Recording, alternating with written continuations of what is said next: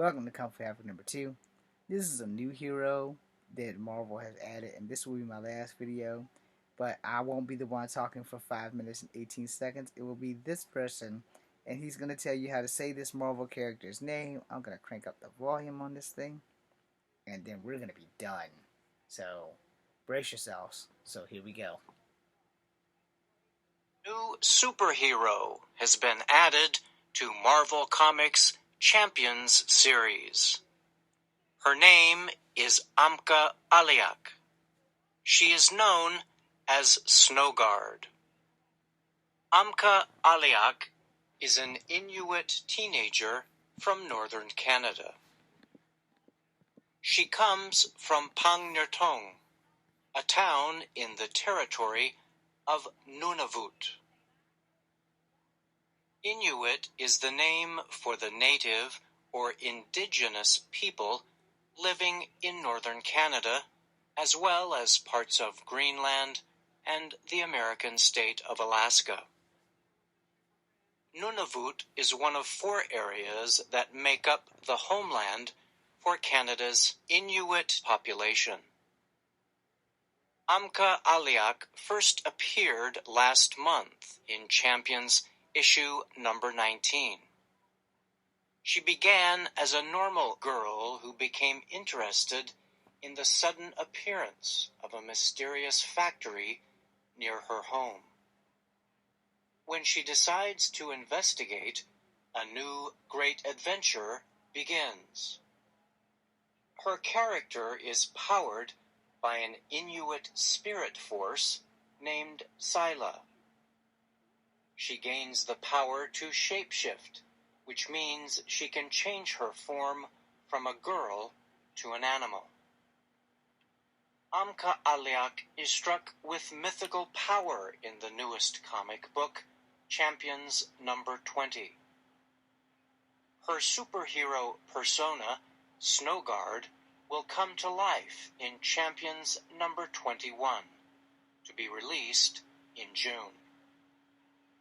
Marvel Comics is known for many of its superheroes, including Spider-Man, Miss Marvel, Cyclops, and the Hulk. The idea for Amka came from Jim Zub, a Toronto-based writer, artist, and art teacher.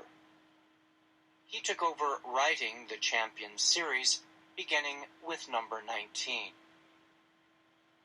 I'd been doing Marvel stories for 3 years, and when I was on the Avengers series, I made a few new villains and a couple of new little elements, Zub said.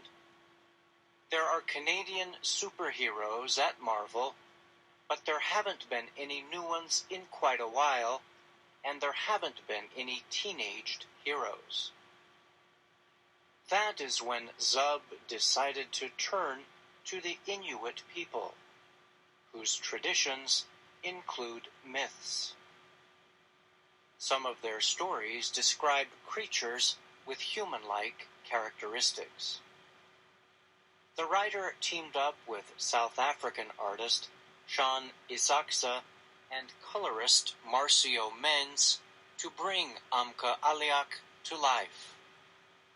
Zub said that in creating her character, they tried to keep an important balance.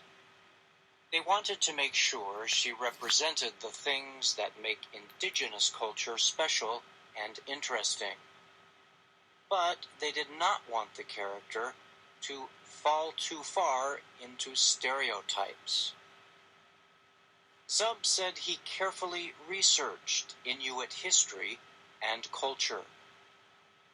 He also contacted Toronto-based film producer Nyla Inuksuk, who is the great-granddaughter of the last shaman of the North. He said the producer was able to provide good ideas for the teenage girl's character, as well as information about life and culture in her community. This resulted in details being added, such as traditional tattoos and clothing. As with other superhero comics, The stories are often built around showing examples of good and bad behavior. The characters seek to demonstrate the ways we should treat each other and the things we should watch out for, Zub said. He added that readers should not worry about Amka Aliak disappearing after a few issues, as is sometimes the case with comics. He says she will be joining forces with the other champions to fight evil and change the world for a long time to come. I'm Brian Lynn. Well, thank you, Mr. Lynn. Now, I'm going to say a couple of things on that. Why didn't it just retcon Snowbird? Because that's pretty much like making her Snowbird, but giving her the ability to shapeshift into animals and shit. But I'm going to look into that. I never heard of the Champions comic books, and I do not know when that was made. So that could be very old by now. But I just want to get you guys up to speed because it is Native American Heritage Month. Alright? So therefore I wanted to do that. So we have 5 videos of indigenous people from Canada that are superheroes. Now there are other natives that I want to talk on. So you probably have your fill of like 4 or 5 like 15-minute videos of this, but I just wanted to point out, that I'm gonna say this respectfully because I love my Marvel comics. I don't hate DC, I don't hate Image or any of the other independents, but I love my Marvel comics, and I'm gonna say this, and I'm gonna say this respectfully.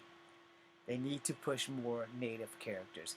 And yes, I'm part native. There are no mixed native characters that I am aware of. But, hey, I could do that if Marvel gives me the job, because I wouldn't want to work for anybody in writing a comic outside of myself or Marvel.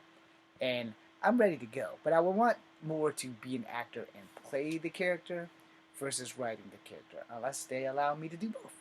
Anyway, if they need a Wyatt Wingfoot or a Jay Strongbow, aka American Eagle, or John Blackcrow, or Red Wolf 1, 2, or 3, or Puma, or anybody native, I'm ready to go. And on a side note, I will say, I know that the person playing Namor is of Mayan, which is indigenous descent. So that's like a complete retcon because Namor's daddy is white. His last name is Mackenzie. Alright? That being said, unless I'm completely wrong and that's been retconned, there we go. That being said, I'm Echo Fangray Wolf. Thank you for watching. And Kevin Feige. If you get any of these, dude, I'm available. And I want to play this guy. Just retcon the height. Work it out with Sony. Also, one last thing.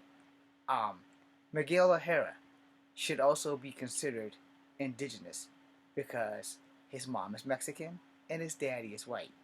Even though later down the line they found out that his daddy ain't his daddy. But we won't go there. But we will go to this point. Mexicans are indigenous. Miguel's half Mexican. And you should also probably point out the fact that Miles Morales may also be part indigenous because he's part Latino, and Latinos are also indigenous. So now that I got that out of the way, happy Indigenous / Native American Heritage Month. I am Echo Fangray Wolf. This is Kung Fu Ever #2. Be seeing ya.